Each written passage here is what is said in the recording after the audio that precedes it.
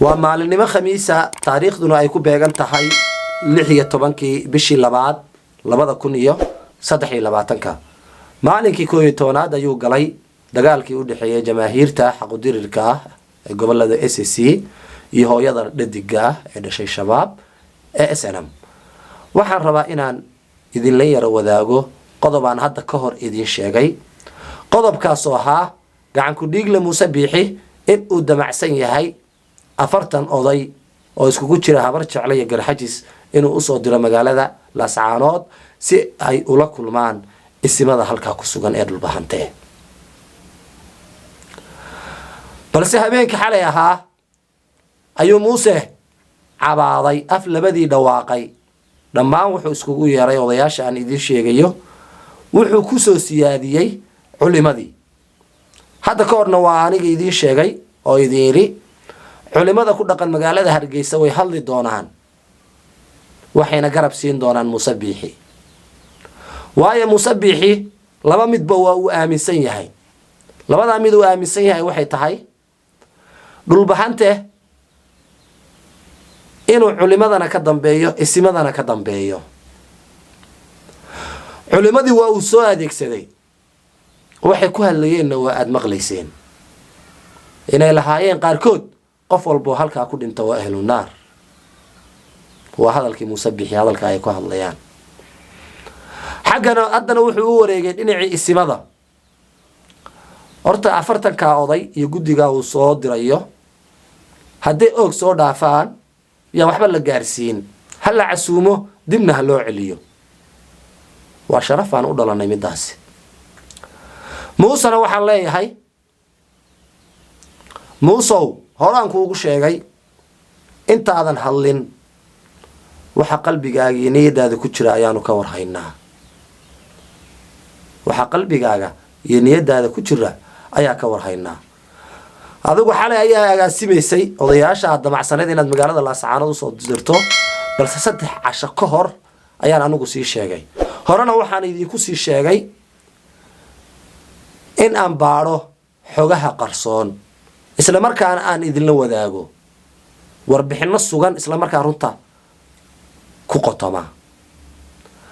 marka horta waxaan leeyahay guul iyo gobonnimo jamaahiirta SSC guul iyo gobonnimo dagaalkaasi wuxuu u weeyahay dagaal lagu wiiqmay oo lagu hoobtay laguna fashiliyay jabhadii dhashay shabaab ee muddada 12 sano ahayd oranaya waxaan rabnaa gooni isku taag ictiraafna raadinaya quwadna sheeganay ayaa quwadoodii halka loogu wiiqay ma u maleynaysaan nin aan xabad dabar kaga oolin inuusan jirin intaasoo saraakiil oo ka dhimatay waan wada ogsoonahay ciidamada saraakiisha amar bay siiyaan way ay ka dambeeyaan sirgaarka goorma loo tagi karaa waxa loo tagi karaa ciidanka ka horeeya marka la soo baabi'iyo qiyaas ahaan in 500 ama 600 kor u dhaafaysa ayaa isaga madaxiisa u dhimatay maanta wata Burcay Hargeysa iyo cagafyada lagu aasayo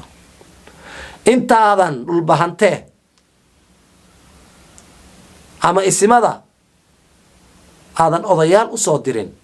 mid baan kugula talin lahaa islaamahan aad goblanka ka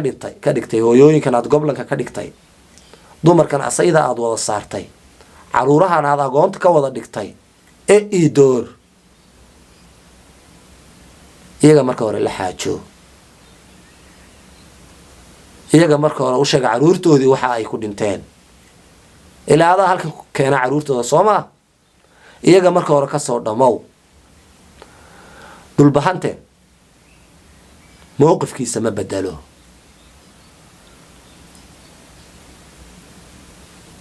waxba ku soo lugoyn xaqiiqada hadalkan ku sheegay Muuse waxaana ballan ah in aad og xabad ku dhaafi doontid bila shuruud ah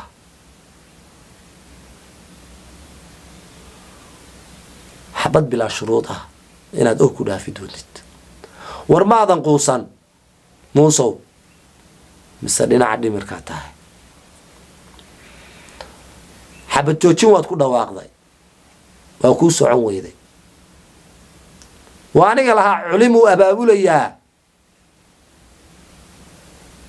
uu leeyahay shacabka SSC culimada way ka dambeeyaan culimo ii hadla culimadina maanta diinta waxay dhaafsiiseen xoogaa qadaadiica culimada Hargeysa joogtay qayb kamida wad wada maqlayseen waxa ay ku hadlayeen waa ay ku mari weyday horgalla waad soo dirtay waa ku mari weyday maanta dadan caqli lahayn baaban u arkaa odayaashan habar jeclay garxajis kuwaad meesha ku xasuuqday meesan ahayn caruurtooda kuwa ka ogolaanaya inay maanta dhul bahantee la soo xaajoodaan babaan ugu horta la yaabanay ta koowaad kuna suura gali mayso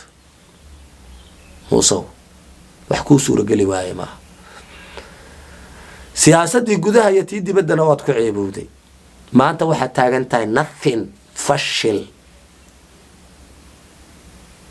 فرنفر إسماعيل عمر قال لي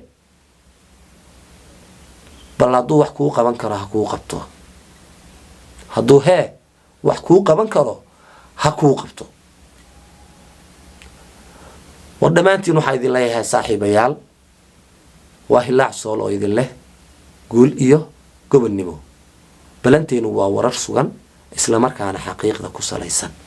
سياد برنامج هذا أولا سعوتين وأينا تشانل كسبسكرايب تراهدا isla markaana gambaleelka aad u furataa si mowduuc walba oo xasaasi ah oo qarsoon aan idin la wadaago sida iyo nabadgeliyo